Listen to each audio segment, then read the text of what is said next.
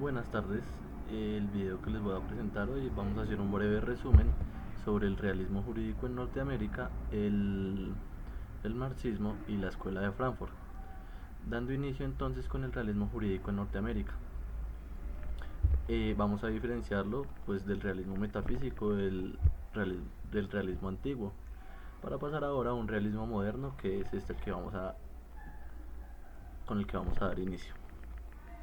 Es un realismo más científico, empírico, maneja una investigación científica un poco más, o sea, todo tiene que ver como a la realidad social de las personas.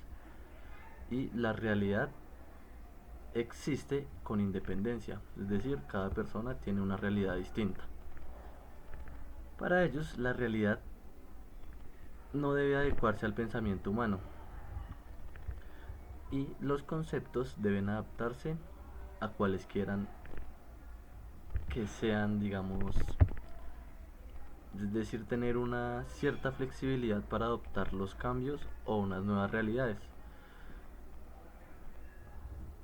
que tengan incidencia y capacidad de tener una relevancia y transformación de la realidad. Es decir, el derecho tiene que plasmarse en la realidad social, adaptarse a ella y con base a esto tiene que tener un cambio en sí mismo. Es decir, él entra en la realidad social y cuando se soluciona cambia la realidad social. Debe tener capacidad de transformación, digámoslo así. El derecho debe tener una capacidad de transformación. Plantea una conexión necesaria entre la realidad social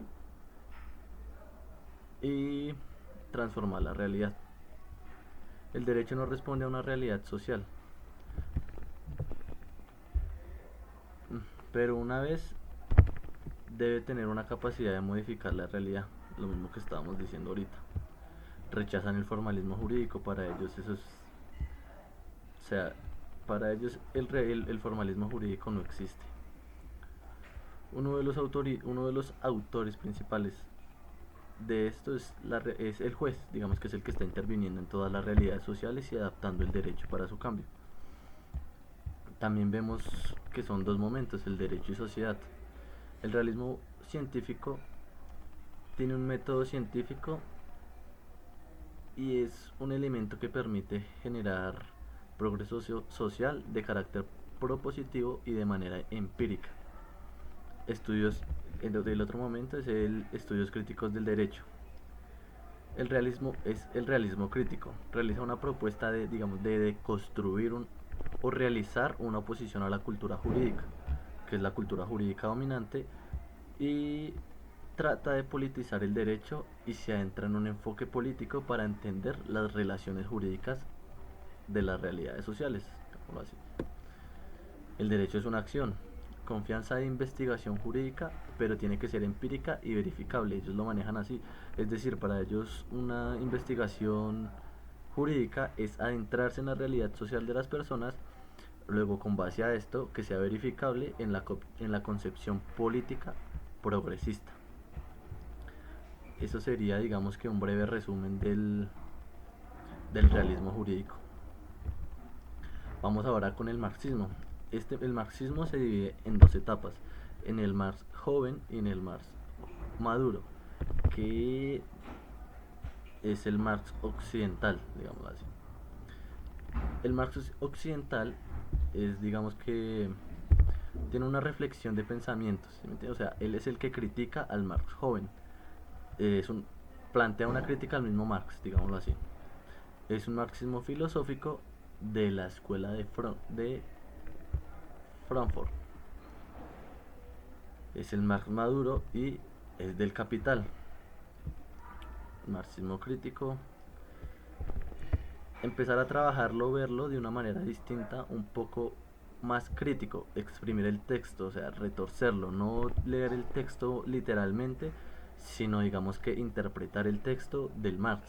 Es decir, o sea, interpretar y tratar de hacer un ajuste a ello, como una redefinición de que la realidad ya no es solamente económica y se encuentra en otra realidad social.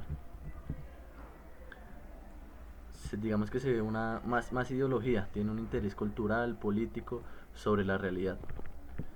Las decisiones humanas pueden generar diferencias importantes.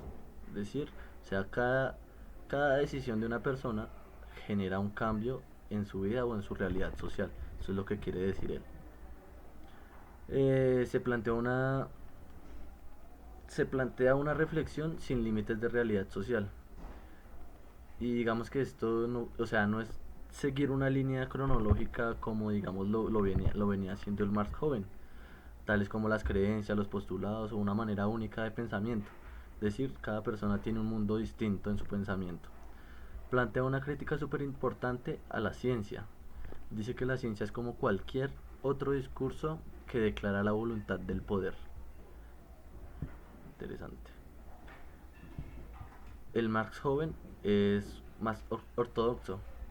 Es el marxismo clásico, un enfoque económico, cree que todos los problemas tienen una posibilidad, una posible solución, o a partir de una reflexión en el orden económico y también en su origen en el orden económico, todas las reformas estructurales tienen que ver con términos económicos.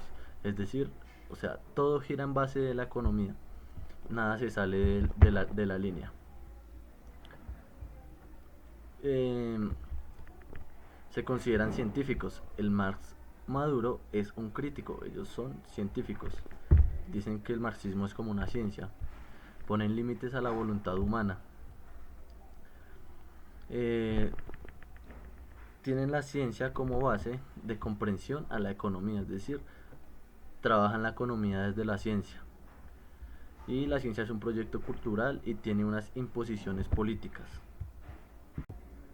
Ahora bien, vemos también cómo la escuela de Frankfurt es fundada.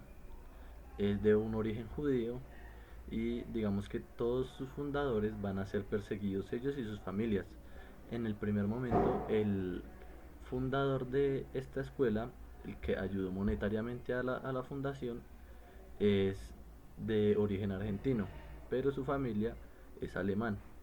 Y con base a esto estudian clases sociales y modos de producción de Argentina gracias a su fundador. Luego de esto, en 1937 y 1940 se crea la formulación de la teoría crítica, que es digamos que la columna vertebral de la escuela de Frankfurt. ¿Por qué? Porque antes de esto existía el marxismo ortodoxo en esta escuela. Luego se hace a un lado el marxismo ortodoxo porque no se les hace lógico que la economía de la guerra de clases sociales sea la única forma de comprender los conflictos de una sociedad. Se abandonan entonces esta clase, o sea, como de investigación que ellos tenían y hacen una reflexión y se enfocan más a la cultura y a la filosofía para oxigenar más los textos, es decir, empiezan toda la crítica de los textos. ¿Por qué? Porque a ellos ya se les hace que digamos que toda la lucha de clase, digamos que la esclavitud, problemas como la burguesía, o sea, todo en este momento ya todo empieza a tener una realidad social distinta. Es decir, ya los problemas no van a ser los mismos, todo empieza a cambiar. Y con base a esto es que se enfoca la escuela de Frankfurt. Y muchas gracias, hasta aquí termino. Muchas gracias por la atención prestada. Hasta luego.